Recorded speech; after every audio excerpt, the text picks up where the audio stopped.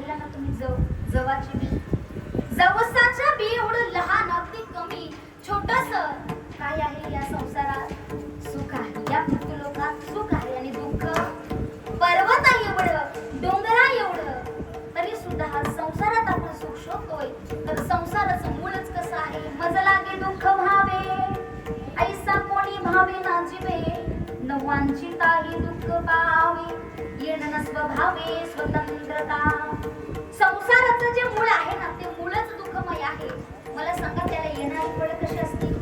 पहिला मंडळ सांगा ना जरा मला सांगा. तुम्ही आंब्याची बी जर पेली तर तुम्ही चिंचेच्या फळाची अपेक्षा कराल का? आंबे तुम्हाला खायचे असतील, आंब्याच्या रसाचा आस्वाद घ्यायचा असेल तर त्या ठिकाणी आंब्याचीच बीज तुम्हाला पेरावी. आणि चिंचा जर तुम्हाला खायची असेल, चिंचाचा या ठिकाणी आस्वाद घ्यायचा असेल तर चिंचेचीच बी तुम्हाला पेरावी लागेल. पण हे पाटील घराण्याचं या ठिकाणी वर्णन करावं. शुद्ध बीजा पोटी फळे रसाळ गोमटी. संजय दादांनी जे जीवनामध्ये कार्य केलं, खऱ्या अर्थानं आपल्या वडिलांनी जे या ठिकाणी कार्य केलं असेल ना, माझ्या वडिलांची विलासी गा देवा तुझी चरण सेवा पांडुरंगा. तर येत वडील जे जे करीती तर नाम धर्म ठेवती ये रती चरणस्थिती सामान्य सरळ. वडिलांनी आपल्या गावामध्ये, आपल्या कुटुंबामध्ये, आपल्या नातेवाईकांमध्ये जो काही मान सन्मान मिळवला, जो काही नाव कमवला, हीच या ठिकाणी परंपरा आज हर्ष भाऊ असतील आणि त्यांचे आणखीन एक पुत्र असतील, ही मुलं मात्र दोन्ही जोपासले आहेत. बाबांनी जे काबड कष्ट केले ना ते कष्टाचं चीज केलं पाहिजे. म्हणून बघा हे दुःख असतानाही, बाप गेल्याचं संकट माथ्यावरती कोसळलेलं असतानाही खंबीरपणे या ठिकाणी आपल्या आईला साथ दिली, आईची काळजी घेतली, आईला जीव लावला, आईला प्रेम केलं. आणि त्यातही हे सगळ्यातून सावरता सावरता आपलं शिक्षणावरती सुद्धा ध्येय ठेवलं. कारण ध्येय येताच संयम येतो, संयमानं शक्ती संग्रह होत जाते आणि त्याच शक्तीनं माणूस ध्येयापर्यंत पोहोचतो. खऱ्या अर्थानं मुलांचंही तितके या ठिकाणी आभार. त्याला कारण काय? तर या ठिकाणी संजय भाऊंचं बीज शुद्ध होतं, निशाताईंचं बीज शुद्ध होतं, त्याला आलेली जी फळं आहेत ना ती सुद्धा गोमटी आहे. म्हणून त्याला येणारं जे फूल आहे ना ते या ठिकाणी व्यवस्थित उपजल्याशिवाय राहत नाही. म्हणून नुसतं जन्माला आलो, कसं तरी जीवन जगलं आणि निघून गेलं, त्याचा फायदा होत नाही. तर जो आवडे सर्वांना तोची आवडे देवाला. आज तुम्हाला आम्हाला या ठिकाणी संजय दादा असतानाही हवेहवेसे वाटत होते, आज नसतानाही हवेहवेसे वाटतंय. याला कारण काय? तर उत्तम या ठिकाणी जीवन जगणं. महिला मंडळ आयुष्यभर भांडत बसले ना कुणाशी, सोबत आपल्या भांडण येणार नाही. भांडणारी बाई सुद्धा सोबत येईल. एक माणसानं तर आपल्या इस्टेटीवरती, प्रॉपर्टीवरती इतकं प्रेम करावं, किती प्रेम करावं. नुसतं इस्टेटीवरती जगद्गुरु तुकोबरा म्हणतात, धन मिळवणी कोटी सवे नये रे लंगोटी. फाटकं तुटकं कापड सुद्धा आपल्या सोबत येत नाही. नुसतं धनावरती, ऐश्वर्यावरती प्रेम करता करता करता करता पत्नी सुद्धा निघून गेली. तर ऐश्वर्यावरती, पैशावरती एवढं प्रेम त्याचं जडलं तर पत्नीवर प्रेम तरी कुठून करणार? पत्नी निघून गेली, दुःख असतानाही धनावरती, ऐश्वर्यावरती प्रेम करू लागला. एक दिवस याला सुद्धा असा व्याधी झाला, असा आजार झाला की त्या आजारापुढं कोणताच प्रकारचा इलाज होत. अनेक प्रकारचे आजार आज तुम्ही आम्ही ऐकतो, अनेकांची या ठिकाणी उदाहरणं सुद्धा डोळ्यासमोर पाहतोय की एखादा व्याधी असा होतोय, एखादा आजार असा होतो की डॉक्टरांचं सुद्धा त्यामुळे काही चालत. आता ह्याच्या पोटी संतान नव्हतं, कुणीच नव्हतं. विचार केला की मरता मरता जी आपली इस्टेट आहे ना ती आपल्या पुतण्याच्या नावानं केली, म्हणजे भावाच्या मुलाच्या नावानं केली पाहिजे. नाहीतर ही सरकार जमा होईल, सगळी काही इस्टेट प्रॉपर्टी शासनाकडे जमा होईल. त्याचा काही फायदा होणार? तर जाताना काही सोबत थोडी घेऊन जाता येतं. कुठेतरी त्याचा अंतकाळ समीप होत होता. अंतकाळी ज्याचं नाम आले मुखा, तुका होणे सुखा. कारण जगामध्ये, विश्वामध्ये अशी काही माणसं आहेत की बघा जीवन जगत असताना देवाचं चिंतन केलं आणि मरते समय सुद्धा देवाचंच नाव. आता जीवन जगत असताना यानं फक्त धनावरती, ऐश्वर्यावरती प्रेम करू लागला. मरता मरता सुद्धा त्याच्या समोर काय दिसत असेल? देव दिसत असेल का? महिला मंडळी सांगा. धन, ऐश्वर्य, प्रॉपर्टी सगळा पैसाच पैसा डोळ्यासमोर दिसत होता. जसं जसं त्याला वाटत होतं की आता आपला या ठिकाणी जीव जाणार, आपला या ठिकाणी प्राण जाणार, मनात विचार होता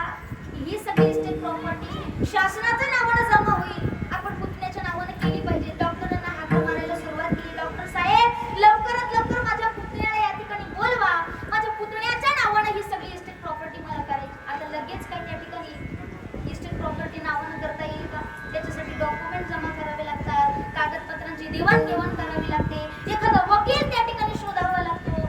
बराचसा त्या ठिकाणी अवकाश निघून गेला. याला वाटलं की मरायच्या अगोदर तेवढी इस्टेट प्रॉपर्टी विकण्याच्या नावाने केली. त्याला सुद्धा आनंद झाला की आतापर्यंत काकानं आपल्याला थोडंसं सुद्धा नखा एवढी सुद्धा जमीन दिली नव्हती. जशी बलीनं 3 पावले जागा मागितली होती ना, 1 पाऊल सुद्धा काकानं आपल्याला कधी त्याचा या वाट्यामध्ये दिला नाही. पण आज काका मरता मरता काकाची सगळी इस्टेट प्रॉपर्टी जर मला मिळणार असेल तर किती आनंद झाला असेल महिला म्हणतात त्याला. त्याच्या पोटात सुद्धा आनंद मावत नव्हता. काय करू, पेढे वाटू की या ठिकाणी एखादा सोन्याचा नाणा वाटू. त्याला वाटलं जे काही करायचंय ना ते नंतर करेल, काका मरायच्या अगोदर सगळी काही इस्टेट प्रॉपर्टी आपल्या नावानं जमा करून घ्यायची आहे. मग अगोदर आपण डॉक्युमेंट जमा केली पाहिजे, कागदपत्र जमा केले पाहिजे. इतकी धावपळ करू लागला, इतकी धावपळ करू लागला. सगळी या ठिकाणी धावपळ करून करून करून सगळे डॉक्युमेंट्स आणि वकील साहेबांना घेऊन हॉस्पिटलमध्ये आला. तेव्हा बघितलं तर काका डॉक्टर साहेबांना हात जोडून डॉक्टर साहेबांच्या त्या ठिकाणी पाया पडून विनंती करून सांगू लागला, डॉक्टर साहेब, हवं तर माझ्या काकांची अर्धी प्रॉपर्टी तुम्हाला घ्या, अर्धी प्रॉपर्टी मला द्या, पण काही करून काकांना इतकं चांगलं इंजेक्शन द्या की 1 सही करण्यापुरता काका जिवंत झाले. डॉक्टर साहेब म्हटले, अरे दादा, या ठिकाणी सगळी प्रॉपर्टी काय अख्खं शासन जरी माझ्या नावानं केलं ना तर तुझ्या काकांना आता काही जिवंत करता येईल आहे का? सुख सांगा वैशा. सुख पाहता जवा पाणी आणि दुःख पर्वता एवढे. अहो, रावणाकडे एवढी श्रीमंती होती, एवढं वैभव होतं, सोनियाची पुरी, समुद्राचा वेढा, समुदाय गाडा, राक्षसांचा. किती पत्न्या होत्या रावणाला? पुरुषवर्ग माहिती का तुम्हाला? 80,000 जया सुंदरा कामिनी, माझी मुखरा आणि मंदोदरी. आपली तरी एकच आहे, तिच्यातच सुख मानलं पाहिजे.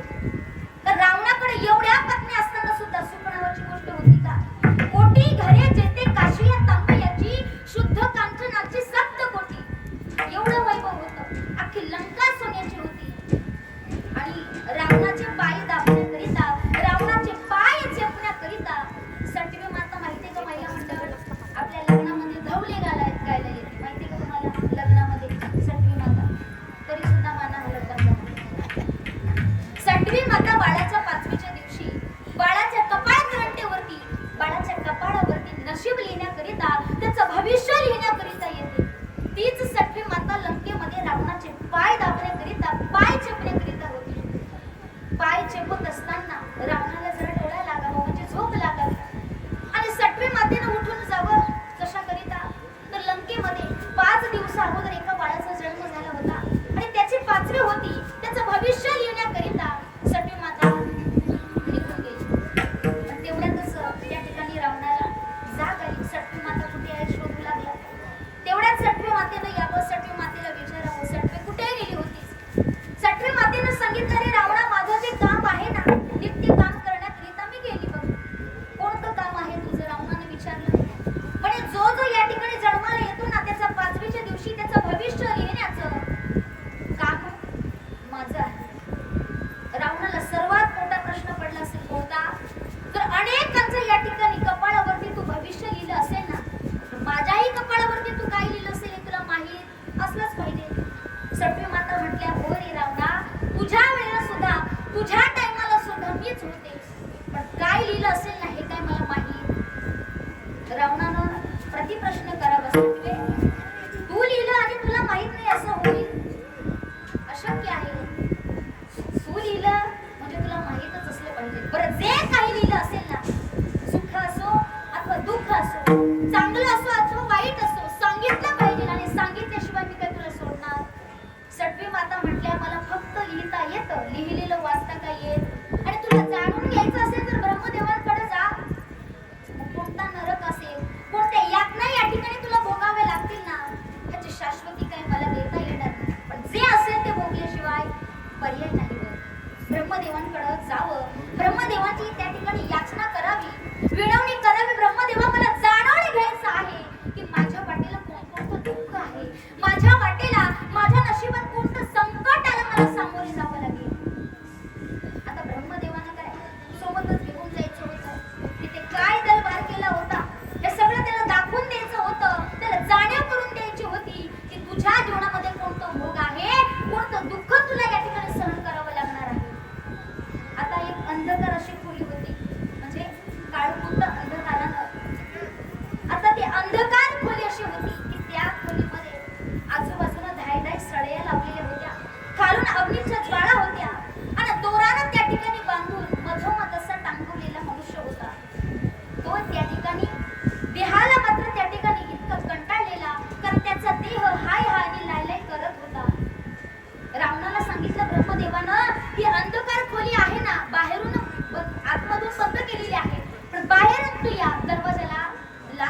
रावणाला वाटलं नुसती लाथ मारायला सांगितली. जेवढी ताकद निर्माण करता येईल तेवढ्या ताकदीनं रावणानं त्या दरवाजावरती लाथ मारली. पण लाथ मारल्याबरोबर धाय धाय धाय धाय ज्या सळया होत्या त्या दोरानं बांधलेल्या मनुष्याच्या डोळ्यामध्ये रुतून गेल्या, रुतून जाव्या. रुतल्याच्या नंतर त्याचं शरीर त्या ठिकाणी धाय धाय आणि हाय हाय करत होता. तो त्या ठिकाणी जो त्रास सहन करत होता ना, आतमध्ये बांधलेला जो मनुष्य होता त्यानं सांगितलं की मूर्खा कोण आहेस, कळत नाही का तुला? तुनं या दरवाजावरती लाथ मारल्याबरोबर सळया माझ्या डोळ्यांमध्ये रुतल्या, माझा देह या ठिकाणी हाय हाय आणि लाय हाय करतो. रावण मात्र बाहेरूनच जागी स्तब्ध उभा राहिला. करावं तरी काही सुचत नव्हतं, पण विचारलं नाही आतमध्ये तुम्ही कोण आहात. तर त्यानं म्हटलं की कोण आहे मूर्ख, कळत नाही का ज्यानं दरवाजावरती लाथ मारली. रावणानं फक्त प्रतिप्रश्न बाहेरूनच केला की रे बाबा, तुझी या ठिकाणी ही अवस्था आहे ना, किती दिवसांपर्यंत आहे? आतमध्ये बांधलेला जो मनुष्य होता ना दोरानं, त्या मनुष्यानं सांगितलं की लंकेमधल्या रावण नावाच्या माणसाला माझ्या जागी आणून बांधत नाही ना, तोपर्यंत हे दुःख काय मला संपणार? तिथेच रावण मात्र नरकला. सांगायचं तात्पर्य सुख पाहता जवा पाड दुःख पर्वता एवढे. जगद्गुरु तुकोबरे म्हणतात बाबा तो माझ्याही जीवनामध्ये भोग होतो. जगद्गुरु तुकोबरे वर्णन करतात बहु दुर्वरी भोगिली या भोगा आता पांडुरंगा सोडवावे. आणि ह्याच्यातून पांडुरंगा तू मला जर सोडवलं तर फक्त आठवण पाय हा माझा नवस आणि रात्रंदिवस पांडुरंगा फक्त तुझंच रात्रंदिवस भजन करेल. हे पांडुरंग परमात्म्यानं ऐकावं, कारण जगद्गुरु तुकोबर यांचा अधिकारच इतका मोठा होता. जगद्गुरु तुकोबर यांचा अधिकारच इतका मोठा होता. या ठिकाणी ज्या वेळेला जगद्गुरु तुकोबर यांचा गाथा इंद्राणीमध्ये बुडवलं गेला ना, जळी दगडा सहित वह्या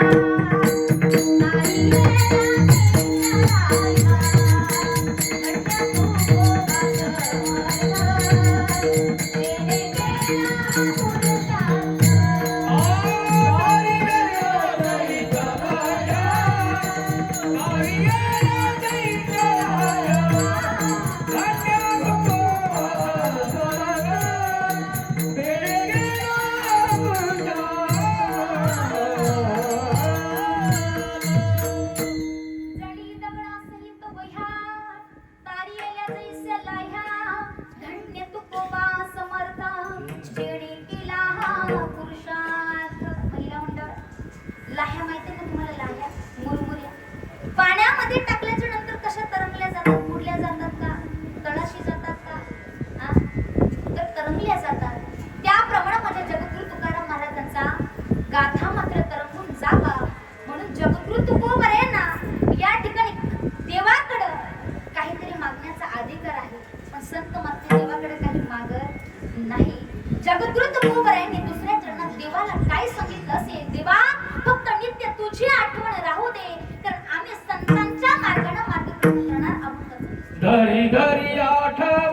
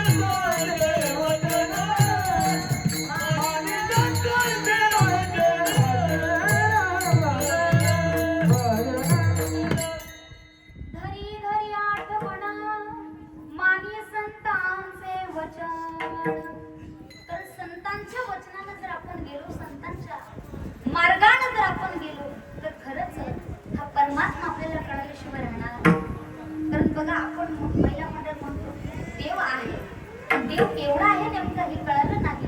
विठ्ठल जळी स्थळी भरला रीता ठावणाही उरला आजीव्या दृष्टीने पाहिला विठ्ठलाची विठ्ठलाची विठ्ठल जळी स्थळी भरला. आपण देवघरामध्ये असलेल्या देवाची पूजा करतो ना महिला म्हणतात तेवढाच आहे का फक्त देव? मला सांगा बाळकृष्णाची रंगनाथाची मूर्ती तेवढी असते एवढी एवढी छोटीशी असते तेवढाच आहे का रंगनाथ? हा कृष्ण परमात्मा तेवढाच आहे का? नाही. तरी सुद्धा आपण देवाला नैवेद्य कधी दाखवतो? फक्त उपवासाच्या दिवशी. नित्य आठवण ठेवली पाहिजे. जशी आपल्या वेळेला या ठिकाणी बरोबर दुपारच्या वेळेला भूक लागते, संध्याकाळच्या वेळेला काहीतरी लाईट नाश्ता करावा वाटतो, सकाळच्या वेळेला थोडंसं काहीतरी चहा कॉफी घ्यावीशी वाटते, तशी भगवान परमात्म्याची सुद्धा नित्य आठवण ठेवली पाहिजे. तर जगाचा मार्ग काही सामान्य नाही. ज्याच्या सत्तेशिवाय वृक्षाचं पान हलत नाही. महिला मंडळ झोपल्या की काय झाडाची पानं हलतात. कधी विचार केला की कोण हलवत असेल? माती पाणी उजेड वारा तूच मिसळासी सर्व पसारा आभाळाचा मजा दे आकारा तुझ्या घटांच्या उतरंडीला नसे अंत ना पार तू वेडा कुंभार विठ्ठला तू वेडा कुंभार. माती आणि पाणी एकत्रित आलं की कुंभार काकाला त्या ठिकाणी मडकं सुद्धा घडवता येतं. एवढं सामर्थ्य या जगामध्ये विश्वामध्ये कुणाचं असेल तर माझ्या भगवान परमात्म्याचं असेल. मग तो देव फक्त देवाऱ्यात आपण पूजा करतो एवढाच आहे का? मग मला सांगा एवढी एवढीशी चपाती कुणाच्या नाकात घालायची? पूर्वीचा एक काळ असा होता महिला मंडळ, एखादी माता जर भाकरी भाजायला बसली नाही तर छोटंसं चांगलं पहिले अग्निदेवतेला अर्पण केलं जायचं. आता फक्त एखादा लग्न समारंभ शुभ कार्य असेल की तेव्हाच फक्त अग्निमातेला एखादा लाडू किंवा पुरणपोळी दिली जाते. पूर्वीचा एक काळ असा होता की पहिलं छोटंसं चांगलं अग्निदेवतेला अर्पण केलं की त्या अग्निदेवतेच्या वरून दूध किंवा कुठलाही स्वयंपाक डाळ असो भाजी असो ओतू जात नव्हती. आता बसा बसा गॅस करून दूध वगैरे वाजून चालले का? तर अग्निदेवतेला आपण मान देत नाही, अग्निदेवतेला आपण अन्नदान करत नाही. दुसरा मान सांगितलेला आहे तो म्हणजे आपल्या घरात असलेल्या देव बाप्पाला म्हणजे देवघरातल्या देवाला. तिसरा मान सांगितलेला आहे तो म्हणजे गोमातेला. आणि मग आपल्या पोटाची भूक भागवायची आणि शेवटचा भाकरीचा तुकडा राहिला तर आपल्या घरात असलेल्या श्वानाला म्हणजे घरात राखणदारी करणाऱ्या कुत्र्याला. आता कशी प्रथा राहिली नाही.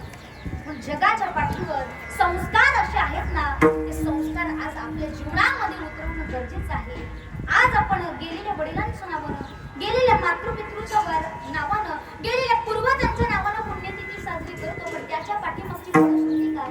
त्याच्या पाठीमागचं शास्त्रज्ञान काय सांगतं? एखादा माणूस निघून गेला ना बाबा तर स्वर्गामध्ये त्याला इथं आपण जे काही दान पुण्य करू ना ते तिथपर्यंत पोहोचवलं जातं. मग ते सहज पोहोचेल का तिथे? त्याच्यासाठी इथे मृत्यू लोकांमध्ये करावं लागेल. जर अन्नदान केलं तर वेळच्या वेळेला त्या ठिकाणी अन्नाचा पुरवठा आपल्या घरातून गेलेल्या मुलाला, आपल्या घरातून गेलेल्या आईला, आपल्या घरातून गेलेल्या वडिलांना पुरल्याशिवाय राहणार.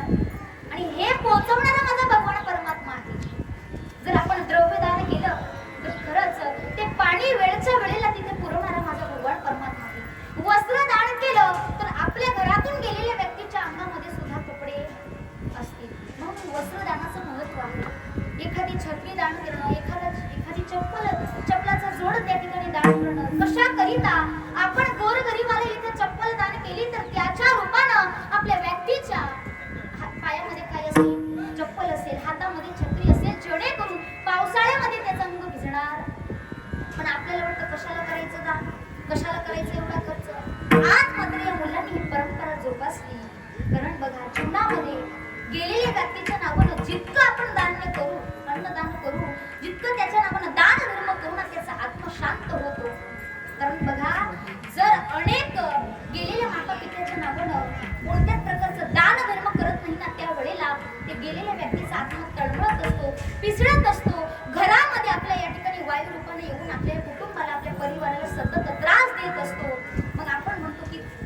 दिवस झाले सारखी तब्येत बिघडते, बरेच उपचार केले, काही असर पडत नाही, बरेच काहीतरी या ठिकाणी पूजा विधी केले, काहीच फरक पडत नाही. मग या सगळ्या गोष्टीला कारण काय असतं तर एकमेव आपल्या घरातून गेलेले जे व्यक्ती आहेत ना त्याचा आत्मा मात्र कुठेच शांत तर कुठेच जागा मिळत नाही. मग तो तळमळत असतो, कुठेच जागा मिळत नाही, म्हणून आपल्याच घरामध्ये येऊन आपल्याच परिवाराला कुटुंबाला त्रास देत असतो. मग एखाद्या घराण्यामध्ये दुराचारी पुत्र जन्माला येणं, आहा कटा त्याचे करीती पितर, वंशी दुराचारी पुत्र झाला.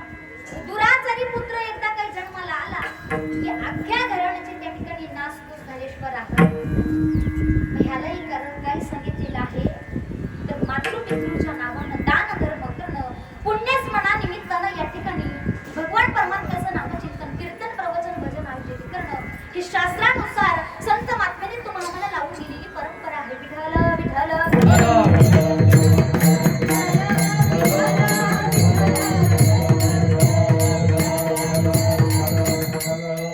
जगद्गुरु तुकोबऱ्यांनी वर्णन करावं. धरी धरी आठवण मानी संतांचे वचन. एवढा मोठा असलेला भगवान परमात्मा आमच्या संतांनी हृदयामध्ये त्या ठिकाणी आता जनाबाईने हृदयामध्ये बंद करून घेतलं देवाला. आज तुमच्या आमच्या सुद्धा तर संत सुद्धा तुमच्या आमच्या सारखेच आहे. ज्याप्रमाणे संतांचा या ठिकाणी जीवन, संतांचा या ठिकाणी अवतार झाला त्याप्रमाणे तुमचं आमचं सुद्धा या ठिकाणी देहाला येणं आहे. पण संतांनी जो मार्गक्रमण केला तो आगळा वेगळा आहे. आपण जो संसाराचा मार्गक्रमण करतो ते वेगळं आहे. तर संसाराने संत महात्म्यांनी संसारात कधीच लक्ष घातलं नाही. घातलं का महिला मंडळ आपण किती लक्ष घालतो. अहो जगद्गुरु तुकोबर यांची पत्नी सुद्धा तुकाराम महाराजांना काय काय बोलत होती. बघा त्या तुकाराम महाराजांचा अधिकार इतका मोठा, ज्या वेळेला भंडारा डोंगरावरती जगद्गुरु तुकोबर यांनी जावं, एक वेळ जिजाबाईनं आपली भाकरी आहे ना ती गाठोड्यामध्ये बांधून, थोडंसं पिठलं आहे ना ते गाठोड्यामध्ये बांधून अनवाणी पायानं जगद्गुरु तुकोबर यांच्या भेटीला जावं. त्यावेळेला पायामध्ये काटा रुतला गेला. पहिला मंडळ त्याच वेळेला एक अशा बकऱ्या चरण्याकरिता एक मनुष्य घेऊन जात होता. त्याचं रूप घेऊन जगाचं मालकानं जिजाबाईच्या पायामध्ये रुतलेला काटा काढण्याकरिता, आता जिजाबाईला काही माहित नव्हतं की नेमकं काटा काढण्याकरिता कोण आलेला आहे. महिला मंडळ नुसता काटा काढावं नाही, काटा काढल्याच्या नंतर ज्यावेळेला रक्त बाहेर येतं ना ते रक्त सुद्धा विटेवरच्या मालकानं चाटून घ्यावं. देवी शिरज चरणांची माती धावत चालती मागे मागे. जगद्गुरु तुकोबर यांजवळ जिजाबाईनं पोहोचावं. नुसता काटा काढला, नुसतं रक्त चाटलं यात शंका नाही. आपला स्वतःचा पितांबर त्या ठिकाणी फाडला आणि पितांबराचं त्या ठिकाणी एक चिंदी ते पायाला बांधली. जिजाबाई ज्यावेळेला भंडारा डोंगरावरती पोहोचल्या ना, पोहोचल्याच्या नंतर जिजाबाईनं फक्त म्हणावं, मालक काटा रुतला पायामध्ये, काटा रुतला. तुकाराम महाराजांनी सांगावं, काटा रुतला तर काय त्यात सांगायची इतकी गरज नाही. आता जेव्हा पायामध्ये भगव्या कलरचं जे पितांबर पाहिलं ना महिला म्हणून, पितांबर पाहिल्याच्या नंतर जगद्गुरु तुकोबर यांच्या लक्षात आलं की हा काटा कुणी काढला आणि पायाला ही चिंदी बांधली ही कुणी. काय माहित कोण आला होता काही माहित नाही, कोण आला होता काही माहीतच पडलं नाही. पण बरं झालं आला त्यानं माझ्या पायातला काटा काढला आणि त्याचंच त्या ठिकाणी कापड फाडून माझ्या पायाला चिंदी बांधली. तुकाराम महाराजांच्या लक्षात आलं की इथे अरण्यामध्ये ह्या जंगलामध्ये येणारा दुसरा तिसरा कोणी नसेल तर कोण असेल, जगाचा मालक असेल. तुकाराम महाराजांनी सांगितलं, अगं जिजे जरा भाकरीचा तुकडा द्यायचा होतीस ना त्याला. जिजाबाईनं सांगितलं, अहो मालक द्यायची गोष्ट बाजूला, तो स्वतःहून मागत होता. काय थोडं भाकरीचा तुकडा आणि पिठलं दे. पण मी काय दिलं नाही, मी सांगितलं मी माझ्या मालकाला घेऊन चाललेला आहे. सांगायचं तात्पर्य जे जिजाबाईच्या पायातला काटा काढणारा जगाचा मालक आणि त्यांची पत्नी जिजाबाई, तिचा पती या ठिकाणी जगद्गुरु तुकाराम महाराज. सांगायचं तात्पर्य की ज्याच्या पत्नीच्या पायातला काटा काढतो तो मालक किती, ते संत किती या ठिकाणी उदार असतील, ते संत या ठिकाणी किती विद्वान असतील. हा तुकाराम महाराजांचा अधिकार लक्षात घेता महिला मंडळ तिसऱ्या चरणात तुकाराम महाराज सांगतायत की नेले रात्री नेते आरती. बाबांनो फक्त झोपेत आयुष्य लयाला घालू नका, झोपेत आयुष्य फक्त वाया घालू नका. तर कुणाच्या वाटेला कोणतं दुःख येईल नाही सांगता येत. निशाताईने हे उत्तम जीवन जगत असताना, सुंदर असा हा संसार करत असताना अनेक स्वप्न रंगवली असतील, अनेक स्वप्नांकडे पाहून पुढचं पाऊल त्याने टाकलं असेल. मला सांगा, आपलंही तसंच जीवन आहे. मुलाचं लग्न केलं की मुलीचं लग्न करेल, त्यांना संसाराला लावेल, पुढे पुढे तसं संसार चालू लागेल. प्रत्येक जण या ठिकाणी स्वप्न पाहतो, पण सगळे स्वप्न एक दिवस धुळीस मिळायला वेळ लागत नाही. म्हणून नेले रात्रीने ते अर्धे, बाळपण जरा व्याधे, कुणाच्या वाटेला कोणता व्याधी येईल ह्याची शाश्वती देता येत नाही. म्हणून सावध झालो पाहिजे. आपण शेवटपर्यंत सावध होत नाही. सावध झाले असतील कोण, तर आमचे संत रामदास स्वामी वर्णन करतात, सावध सावधान वाचे वदा नारायण, सावध सावधान वाचे वदा नारायण, सावध सावधान वाचे वदा नारायण, सावध सावधान वाचे वदा नारायण. संत रामदास स्वामींचा 10 चरणांचा इतका सुंदर अभंग आहे. तर मायबाप, तुम्ही लक्ष देऊन ऐकलं तर